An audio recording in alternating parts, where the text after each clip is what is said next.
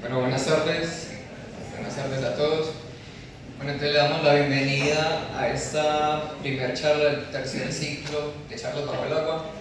En esta ocasión vamos a presentar el profesor Fernando Alzate, que nos va a hablar sobre los mares de los páramos y el Alto Andino reflejado. Entonces, primeramente vamos a invitar al profesor Mario Londoño, el director del grupo de investigación Limnobase, y Otamar, también del semillero de investigación Geobiomar, que junto con el museo es lo que hacemos posible que estas charlas se den. Entonces invitamos al profesor Mario Londoño, que nos va a hablar un poquito y nos va a dar una introducción. Muy buenas tardes a todos.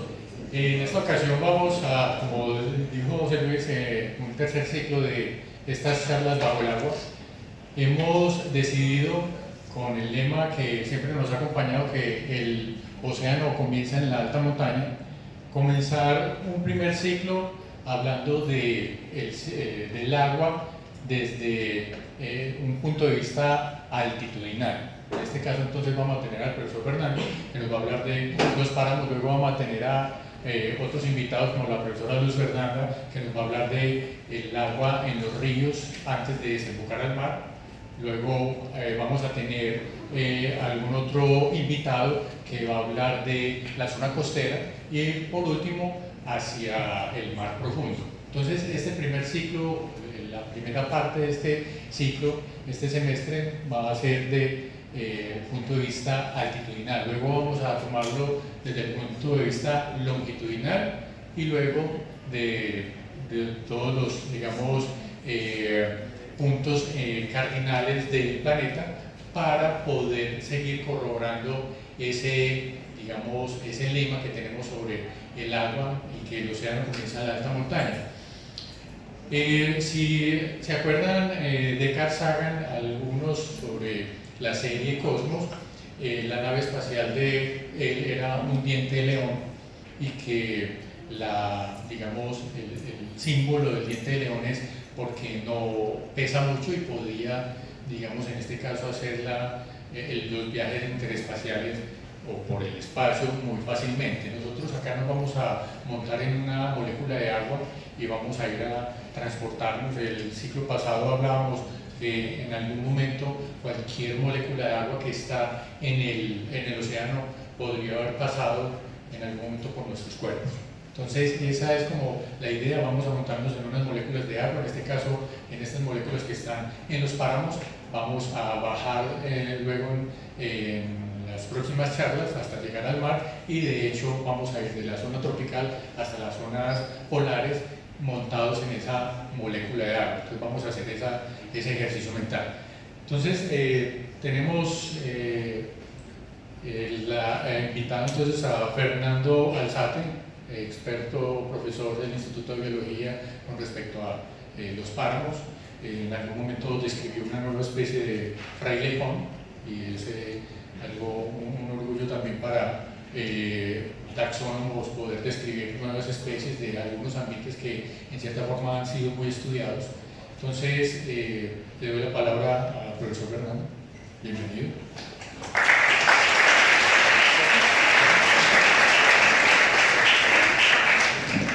Buenas tardes. Primero debo hacer un anuncio y referente. Doris está por aquí. ¿Qué se me hizo? Doris de la editorial. ¿Se me fue? Se me fue. Bueno, la editorial este año de la Universidad de Antioquia sacó y destinó el almanaque al tema de páramos.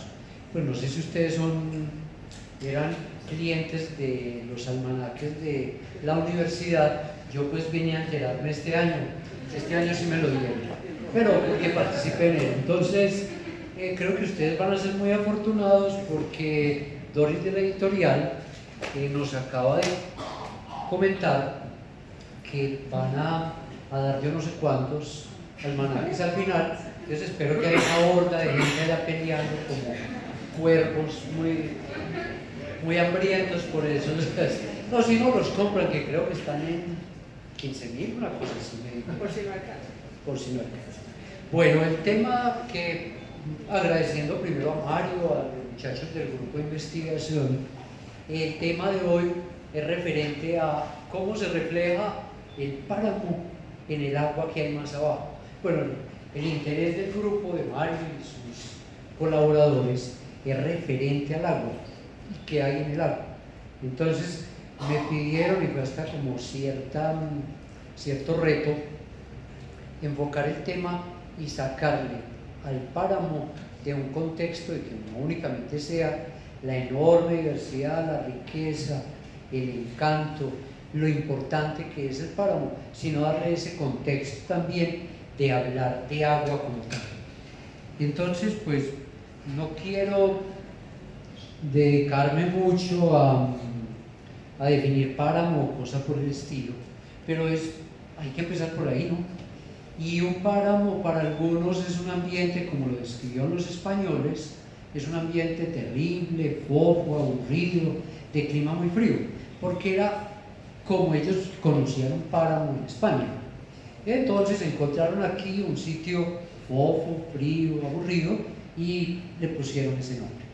En el sur del continente fueron un poco más respetuosos y dijeron, no, déjenmelo con el nombre nativo, y nunca acuñaron el término páramo, sino que manejan el término puna o jalca, que es un término nativo. Aquí mantenemos el término, pero ya le quitamos la connotación negativa. Por supuesto, cuando también Humboldt habló de trópicos y otros anteriores, hablaban de un sitio malsano, lleno de enfermedades, muchos moscos, las moscas de Marta por allá picándonos, haciéndonos la vida insoportable, pero ese término fue cambiando y la connotación despectiva negativa del páramo como tal ha cambiado. Bueno, un páramo alguien lo define como el ecosistema que está entre el nival y el bosque altoandino. Pues es una definición menos que pobre, me parece a mí. Un páramo tiene un bosque achaparrado, enano, en el cual no encontramos un estrato arbóreo. Ocasionalmente encontramos algo de árboles. En esta diapositiva ven ustedes como el emblema que siempre tenemos de un páramo, que es frailejón. Los frailejones son un grupo de plantas de la familia Asteraceae, no es un género de páramo, son 5 géneros de páramo que se encuentran restringidos a él. Y la definición de páramos para algunos es únicamente, siendo muy explícitos, restringida a Colombia, Venezuela y el norte de Ecuador. ¿Por qué? Porque es la zona donde los estudiosos de páramo, como José Cuatrecasas, decía es donde ocurren los frailejones. Entonces, en los demás sitios, como en el Kilimanjaro en África, no podemos hablar de páramo como tal, ni en Escocia. Entonces, acuñaron otro término que es ambientes afroalpinos. Incluye a nivel global todas esas tierras altas en la franja tropical. Los páramos entonces tienen una enorme diversidad. Mario mencionaba ahora que los páramos han sido estudiados y vienen siendo estudiados cada vez más.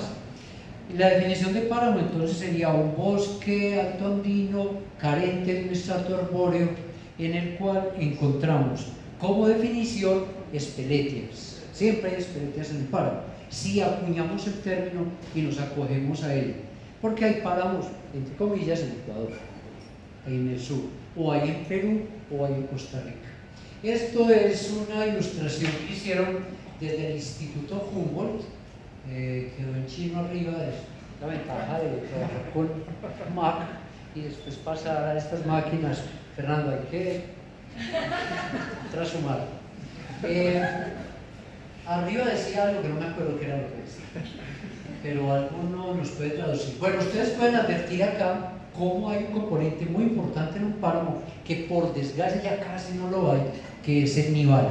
Ese nival viene descendiendo, viene derritiéndose toda esa nieve y viene nutriendo aguas un poco más abajo hasta llegar al páramo. Entonces, en los páramos vamos a tener diferentes coberturas y les voy a contar en un momento cómo pues, tenemos 3 franjas de páramo que típicamente definió don José Cuatrecasas.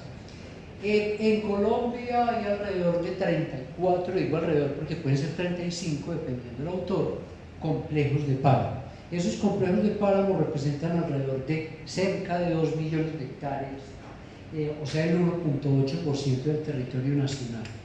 Cerca del 2%, pero conservan más o menos el 10% de la diversidad de plantas, más del 10% de mamíferos y de insectos, pues se está apenas descubriendo que tanto hay. Es muy interesante que esa gran cantidad se haya definido y se haya delimitado en complejos, porque los complejos de páramos siempre lo que nos anuncian, delimitando los páramos en Colombia.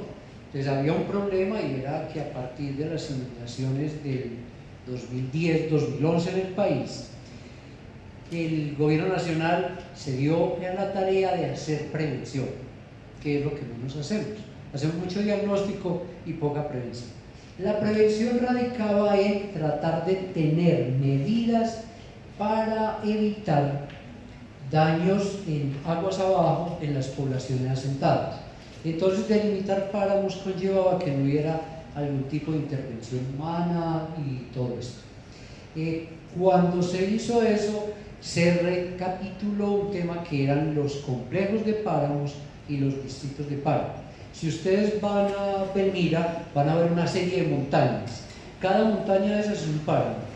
El conjunto de esas montañas es lo que llamamos un complejo. Un complejo tiene una similitud en cuanto a la composición de especies de plantas que ocurren allí. Y ya cuando hablamos de una división mayor, ya es más a nivel de género o tal vez de familia. Bueno, esta es la distribución de páramos. Yo diría, yo soy más purista en la definición. A mí me gusta decir que páramos solamente hay en Venezuela, en Cordillera de Mérida, en Colombia, la Sierra Nevada de Santa Marta, Serranía del Perijá. La mayor extensión de páramos la tenemos en la Cordillera Oriental, y eso tiene que ver con tectónica, con movimiento de masas frías de los Andes y la Orinoquía. La Cordillera Central un poco y menos en la Cordillera Occidental, y el resto está en la Cordillera Andina, la parte norte, que es donde ocurre Frailejón. Estas otras partes de acá de Perú serían la Puna y la Jalca, las cuales tienen un periodo de sequía muy marcado, que en el páramo no ocurre como tal. Bueno, Cuatrecasa nos dividió los páramos en 3 niveles altitudinales. Entonces él decía, hay un subpáramo que va más o menos hasta 3.500, algo así, un páramo propiamente dicho que va de 3.500 a 4.200, eso depende de la cordillera, depende de los vientos, la humedad, y hay un páramo, un superpáramo que está por encima de 4.200, hasta donde ocurre ya la nieve, en caso de que haya nieve, o hasta donde ocurra vegetación y haya vida. Estas definiciones, estas delimitaciones se mueven mucho. Si ustedes van a un páramo como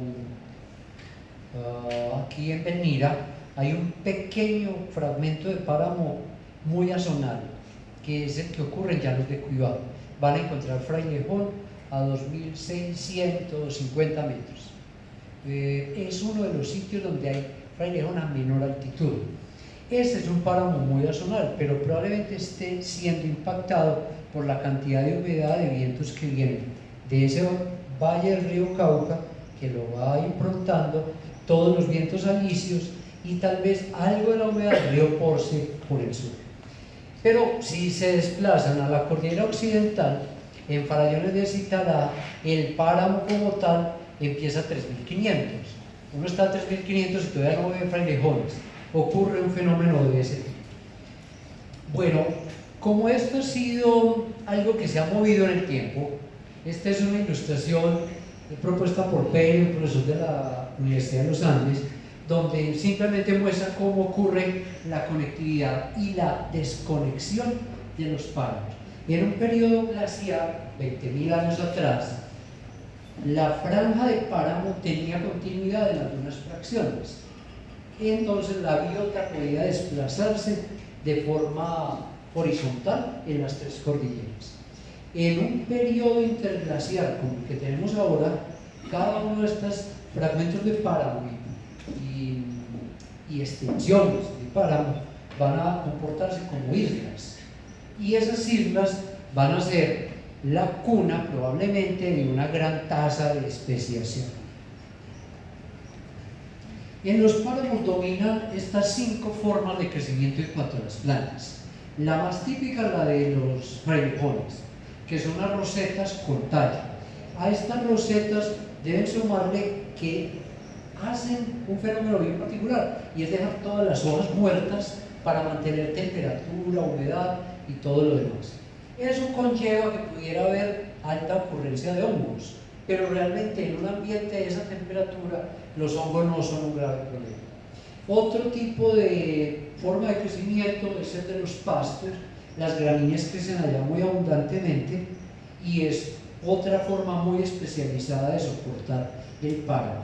Asimismo, la roseta sin tallo es algo similar a esto, pero sin desarrollar el tallo. Las formadoras de cojines, que son estas, como los plantanos, y estas otras que son bien particulares, que son los esclerófilos. Son plantas arbustivas que están muy adaptadas a perder agua y a soportar vientos muy marcados.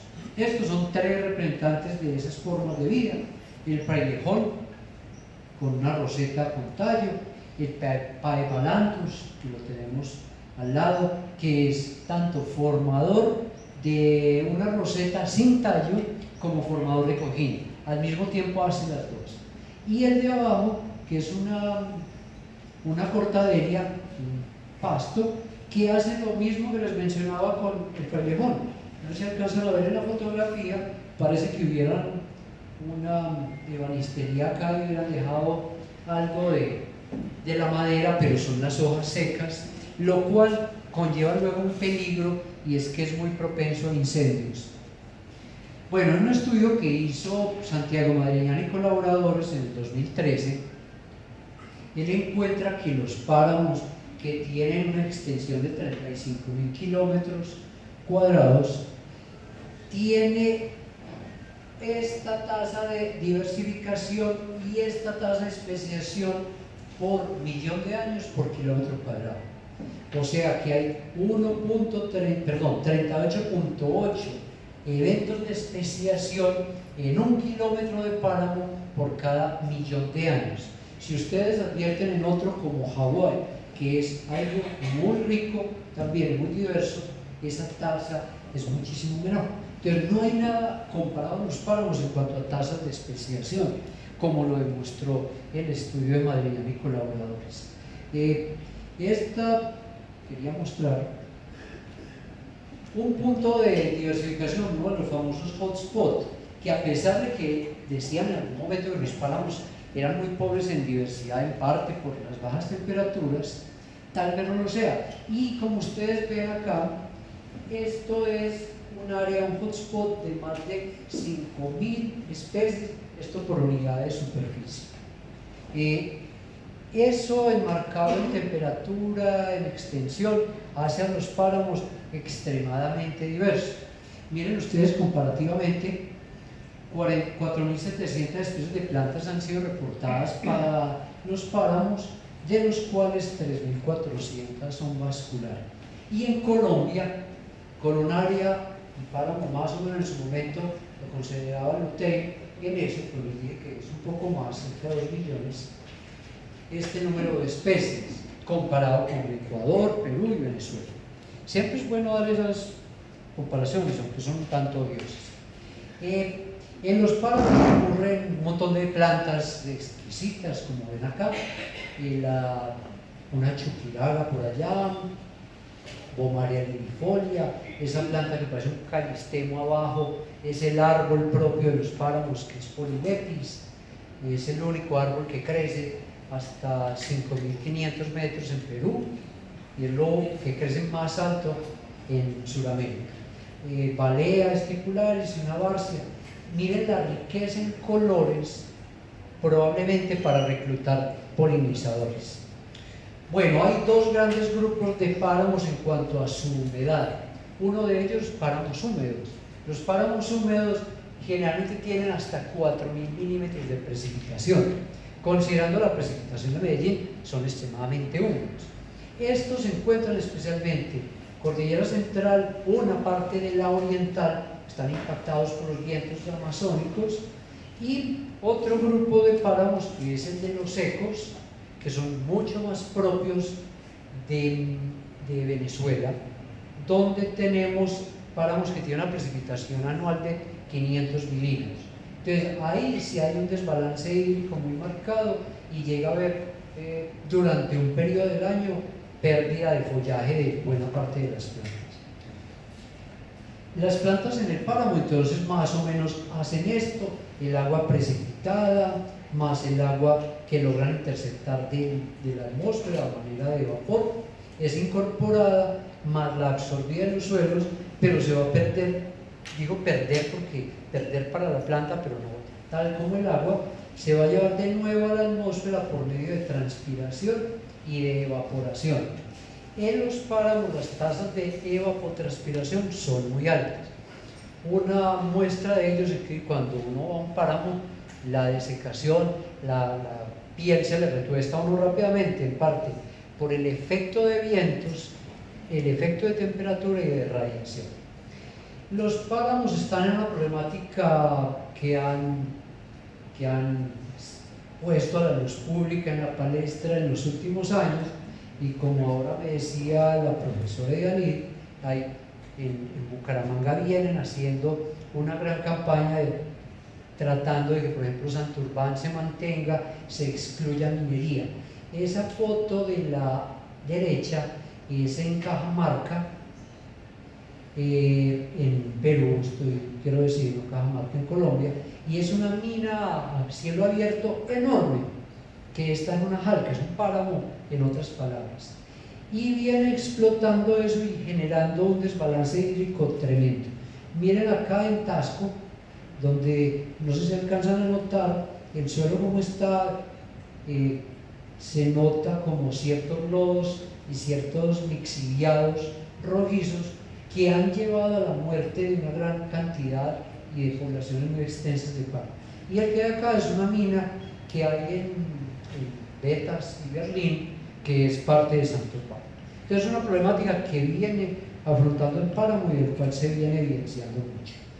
Otro fenómeno particular es el fenómeno de la paramización, que algunos consideran que paramización es que se genera el páramo. Sí se genera, pero de una forma artificial. La gente tumba una zona abierta y se empieza a generar una vegetación como el páramo.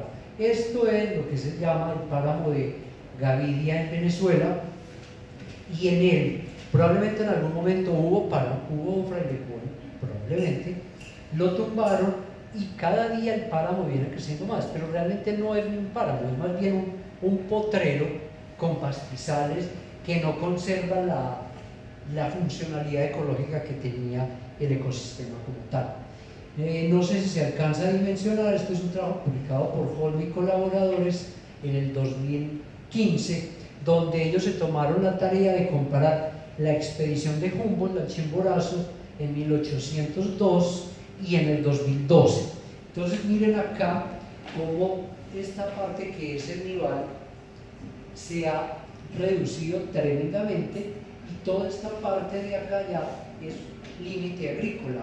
La agricultura acá en 1802 llegaba a este nivel, ya en este momento llega casi que al nivel. Esta parte, todo esto de asentamiento humano, transformación de tierra, donde el efecto pues es muy marcado, muy marcado. Bueno, los páramos, como tienen una serie de particularidades atmosféricas, les quería mostrar la diferencia de temperaturas, de radiación. Un estudioso, Herbert, un estudioso de clima, por ahí por los 60, dijo que un páramo era verano en el día e invierno en la noche, y así funciona. Esto es la radiación a mediodía, esto es la noche, esto temperatura a mediodía, temperatura en la noche. Se han registrado rangos de variación de 22 grados en un páramo en el mismo día, lo cual pues es monstruoso. Sería como levantarnos aquí en Medellín a 20 grados y acostarnos a 42 o algo por el estilo. Otro, miren esta distribución de precipitaciones que también es bien marcado en diferentes páramos, donde hay unos que son muy constantes, donde hay poca estacionalidad, otros donde hay alguna estacionalidad y otra donde hay una marcada estacionalidad. Entre más al sur nos vamos, se va más esto. ¿Por qué? Porque en el sur, Ecuador, y si hablamos de Perú como páramos, al agosto, julio-agosto, ahí está la temporada de invierno. Y durante febrero o algo así, estamos en verano. Entonces la temperatura y la precipitación cambia radicalmente. Esto parece una diapositiva del curso de ecología, ¿cierto? Sin ser peyorativo con el curso de ecología. Pero que le dicen a uno siempre es el ciclo hidrológico, y para ponerlo en contexto con el páramo. Igualmente, entonces lo que quiero evidenciar acá es cómo se va recogiendo agua, produciendo agua, levantando agua y evaporando, y hay una escorrentía profunda, una escorrentía somera que también tiene que ver con una dinámica interesante, y es el suelo en el páramo. Ah, caray. Bueno, esta, no miren sino la ilustración. Miren ustedes que acá se da una percolación profunda. Esa percolación profunda es producto de que este sustrato de acá tiene mucha permeabilidad. Entonces permite que mucha agua se vaya a una mayor profundidad. Cuando llega a este punto, se da un punto de saturación y me llega a generar algunos caudales. Ese caudal base es el que luego va a llegar a generar ríos y demás. En otros casos, este horizonte es casi que impermeable, entonces la infiltración, la percolación es mínima, y casi todo el agua que llega al páramo va a caer y se va a recoger de forma superficial o por una infiltración de los primeros centímetros. Todo eso mediado por la vegetación que hay en el suelo. Todas estas raíces. Entonces los suelos del páramo pueden ser típicamente antisoles, y un antisol tiene una materia orgánica más o menos de 3 metros de profundidad, pero en las tierras altas, a mayor altura, esa capa orgánica va disminuyendo por varias razones, y llegan a haber otros tipos de suelos como los insectisoles, que son de medio metro de profundidad o más. Y este es el escenario que se da entonces en el páramo, donde una gran cantidad de pequeñas lagunas se van formando producto de la impermeabilidad del suelo, de la capa del horizonte vegetal que tiene, y me forman algunas lagunas conectadas y otras no, que al final me generan charcas. ¿Y qué desprecio por las charcas? Porque finalmente las charcas nos vienen a generar los lagos y lagunas en los páramos. Miren la cantidad de humedales que tenemos en Colombia, casi 32.000, y se dice que cerca de 20 millones de hectáreas. El Instituto Humboldt, el Ministerio del Medio Ambiente, está en este momento en la tarea de delimitar también y de caracterizar estas zonas. Yo les quiero mostrar algunas de esas que hay en los páramos que son de gran interés. Por ejemplo, Sumapaz, que le da agua a buena parte de Bogotá. Sumapaz tiene es el páramo más grande, llega casi, dependiendo de cómo lo delimiten, a cerca de 300.000 hectáreas, y en él se forman una serie de acuíferos que forman, entre otros, ríos que drenan hacia el Meta, la Orinoquía y la parte norte y sur de la cordillera oriental. Otro muy interesante es Santurbán, de donde toma agua nada más nada menos que toda la parte de Santander, o los Santanderes más bien, y donde se viene dando una gran problemática porque allá tradicionalmente se ha dado una extracción minera muy marcada, y eso no es de ahora.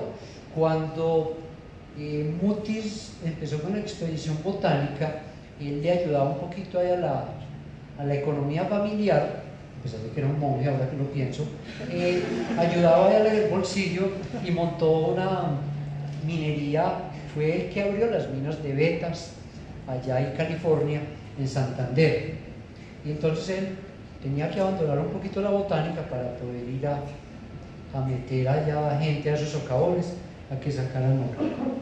Un comentario paralelo. La Cocha, a pesar de que no está en un páramo como tal, es casi que un páramo. La Cocha está a 2.800 metros, el lago Guamués es casi que el lago de alta montaña más grande que tenemos en Colombia. El centro es un parque nacional natural y de él nacen varios ríos que drenan hacia Putumayo y toda la Amazonía. Es una fuente hídrica importantísima y nutre varias ciudades del país.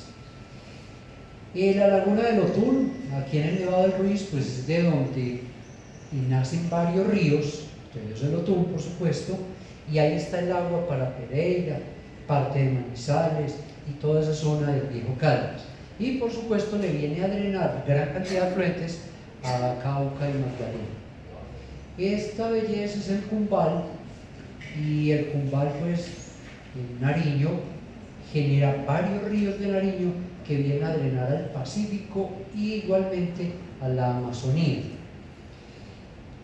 Tal vez el más emblemático sea la Laguna de la Magdalena, porque es donde nace el río de la Magdalena, pero también en sus alrededores nace el río Caquetá. Entonces, uno de esos afluentes bien importantes, esas estrellas donde aparece todo el agua del país, es este. Y nace en una laguna muy pequeña, no es tan enorme ni tan llamativa como otras. Para el caso de Antioquia, yo les llamo la atención con el caso de Urrao. Urrao tiene unos cuerpos de agua muy interesantes, de los cuales nacen algunos ríos que surten acueductos veredales, enriquecen caudales más grandes de unos cuerpos de agua más grandes. A pesar de que pudiera alguien considerarlo despreciable, que es el Congo en San José de la Montaña, tiene una economía hídrica muy interesante que ahora les cuento con las turberas. Ahí se mantiene agua todo el año, no importa si la sequía es muy marcada, y drena también agua que va a dar para el mismo municipio como tal. Que yo espero que Marta tenga gratos recuerdos, es un sitio encantador donde padecimos mucho subiendo y bajando. Es aquí la laguna de Santa Rita, Farallones de Citará. Farallones de Citará nace nada más y nada menos que el río Atrato y otros ríos de gran importancia. Allá se forma una laguna que todo el año también tiene agua, no es enormemente grande, pero que tiene una considerable importancia como un buffer de ello. El nudo del Paramillo tiene unas fuentes de agua en las cuales nace, por ejemplo, el río Ituango, que no ha sido muy explorado, que se desconoce casi que en su totalidad por problemas de orden público, pero lo hídrico es muy importante. Bueno, algo que teníamos y que cada día viene perdiéndose más es lo referente a glaciares. Los glaciares están relacionados con páramos. Los páramos delimitan los glaciares, o los glaciares le ponen límite superior a los páramos. Estos son los puntos donde hay glaciares en el país en la actualidad. Estos son los glaciares que se extinguieron en el siglo XX. Miren la cantidad, de Chiles hasta el Cisne, donde ya no hay nieve como tal. Y estas son las tasas de pérdida del glaciar hasta el 2017. Esto es del IDEAN. Entonces miren la curva azul, sí, esto es azul la de arriba. Miren la cantidad de pérdida de área en glaciar que ha experimentado. Hay unas donde cual no se nota tanto, como el volcán Nevado del Tolima, pero es porque realmente allá hay muy poco, y de entrada ha habido muy poco. Y todo esto impacta en nuestros ríos, cuerpos de agua. Bueno, les quiero dar unos casos puntuales como para terminar, y es referente a cómo las plantas funcionan como reguladoras hídricas en cuanto a funcionalidad hídrica. Uno es lo de las turberas. ¿Qué es una turbera? Es la acumulación de espagnos, de ese musgo, de ese género de musgo que ven ahí, que acumula musgo sobre musgo. Entonces es muy interesante porque él, cuando muere, germina y produce más musgo sobre el musgo antiguo. Este musgo, cuando se acumula en esa forma, se le llama turbera, y en la tierra está el 3% de la superficie de la tierra cubierta con musgo, con ese espárrago, con esa turbera. Las turberas pueden tener entre 0.5 y 5.5 metros de profundidad. Son excelentes conservadores de granos de polen, nos permiten estudiar cambio climático y todo ello. Y tiene un dato muy particular, este es un dato de un artículo publicado en una revista que lo hicieron unos agrónomos peruanos. Ellos determinaron la cantidad de agua que podía retener el musgo sphagnum y determinaron que eran 47 veces el peso del musgo 24 horas después de tenerlo en agua. Claro, es una cantidad impresionante. Entonces, haciendo unas pequeñas matemáticas, no muy elaboradas, si es el lago del Congo, que está en San José de la Montaña, tiene alrededor de 5 hectáreas en turbera y tiene no 5.5 sino 1 metro de profundidad, y la retención del sphagnum allá no es de 47 veces sino de 20 veces su peso en agua. Empecé a preguntarme cuánta agua había allá y me di cuenta que habían alrededor de 25 millones de litros de agua solo conservado en el sphagnum. O sea, sacar el sphagnum sería un tremendo daño ecológico. Y lo menciono también porque alguna vez a alguien, a un genio de finanzas, le dio por producir toallas desechables a partir de sphagnum porque retenía una gran cantidad de humedad. Entonces ahí estaba la venta ideal, no había que invertir en materias primas, sino que era simplemente extraer. Con el frailejón también me gustaría contarles algo referente a esa funcionalidad hídrica, a la regulación. Un frailejón puede tener alrededor de 500 hojas en cuanto a las hojas que retiene como marcescencia. La marcescencia es que la planta no elimina las hojas para mantener temperatura. Bueno, yo lo digo para, pero no es que sea tan direccionado, tan lamarckiano, pero fundamentalmente va a funcionar así. Va a mantener las hojas secas, las hojas muertas en el tallo, y va a mantener con ello temperatura y humedad. Alrededor de 500 hojas puede tener un frailejón, y si esas hojas persisten por siglos, como se ha estimado, y si cada hoja de ellas retuviera 5 mililitros de agua, que no lo veo muy descabellado, es muy poco, y sigo con mis matemáticas, y si esas 500 hojas entonces me retienen 2.5 litros por aguacero cada frailejón, considerando las 500 hojas. Y si nos vamos para el páramo de Urrado, donde puede haber alrededor de 1.500 hectáreas en frailejón, y pueden haber alrededor de 20.000 frailejones por hectárea, entonces eso me da que por aguacero va a retener las hojas del frailejón alrededor de 75 millones de litros de agua. Eso es una cantidad de agua enorme. Por supuesto, nada de esto es que el frailejón lo tome, lo incorpore y no lo suelte, es regulación hídrica.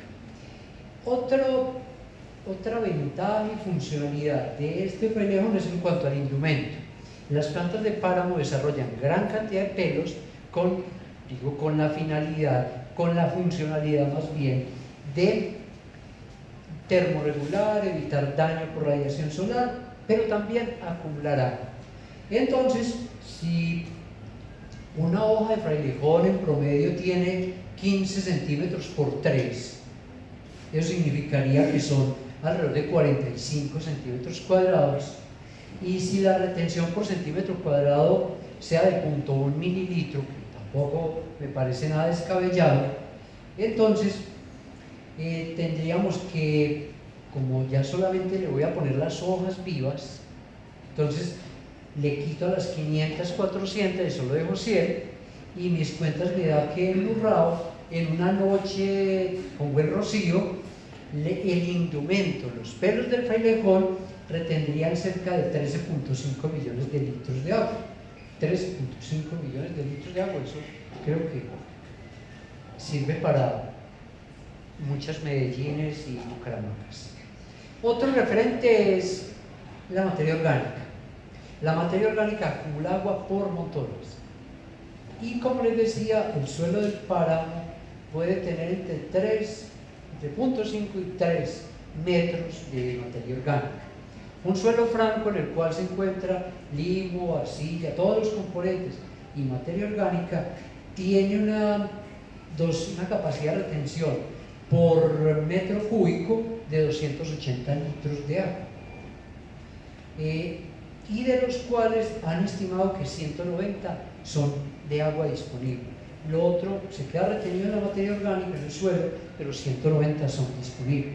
Piensen ustedes en la extensión de páramos que hay en este mundo y la cantidad de agua que están reteniendo cada metro cúbico de ellos y dependiendo más de la profundidad de la materia orgánica. Esto era una explicación referente a eso. Yo les contaba que una adaptación de plantas de páramo es lo de los cojines.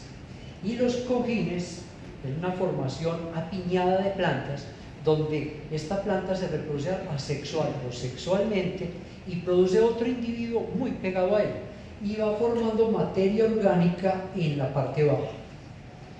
Esa materia orgánica y esa protección del viento le da mayor temperatura. La mayor temperatura y la cantidad de materia orgánica me da mayor actividad de descomposición y esa mayor descomposición también genera mayor acumulación de materia orgánica. Por consiguiente, estos cojines son uno de los principales acumuladores de agua en ciertos tipos de páramo, especialmente en páramos de tierras más altas, que son donde más ocurre. Bueno, entonces resumiendo, en un páramo tenemos varios componentes que nos aportan agua. Uno sería ese componente, digamos, en los frailejones y demás, que acumulan tanto agua por retención como por captación de agua atmosférica. El otro sería referente a la materia orgánica que hay en el suelo, que acumula y luego libera lentamente. El otro puede ser también referente a otro tipo de macollas, de plantas que forman cojines y que lo está reteniendo y liberando lentamente. El otro sería por lluvia directa, donde el agua cae y me llega a formar en estos lagos, que son producto especialmente de periodos postglaciales, donde los lavados de las altas montañas han generado esas cavidades y las morrenas, y me llegan a generar esos cuerpos de agua bien importantes que cuando drenan me vienen a formar ríos de enorme tamaño. Muchas gracias.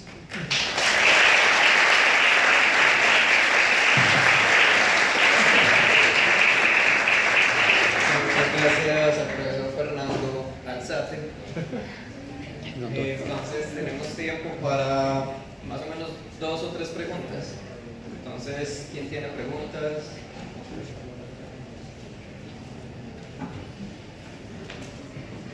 Profe, vos por ahí no tenés algún datico de la cantidad de agua que pueda salir por hectárea en páramo, así como la cantidad de agua que estaban recogiendo.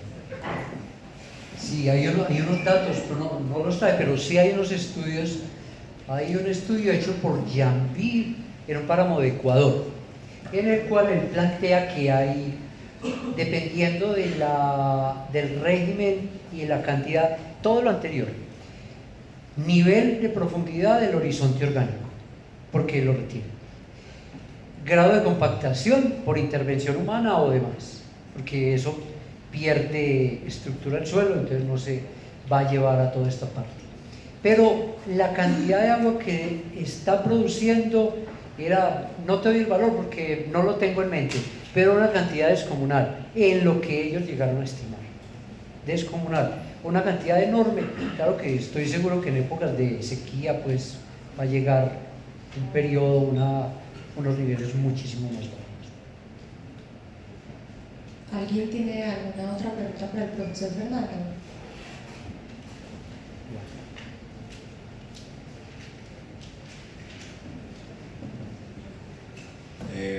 gracias. Muy interesante pues toda la información. Mi pregunta iba más enfocada como a los bosques premontanos, pues si también seguían el patrón de glaciación que nos mostraste al inicio de la charla sobre las cordilleras. ¿Pero a qué te referís con lo de Por ejemplo, el patrón de los 3 niveles? ¿O qué? No, o sea, me refiero a la gráfica que mostraste que de la glaciación y las 3 cordilleras ya. que se veía Sí, que se veía que antes todo estaba conectado. sí. Entonces mi pregunta era como si ciertos linajes de bosques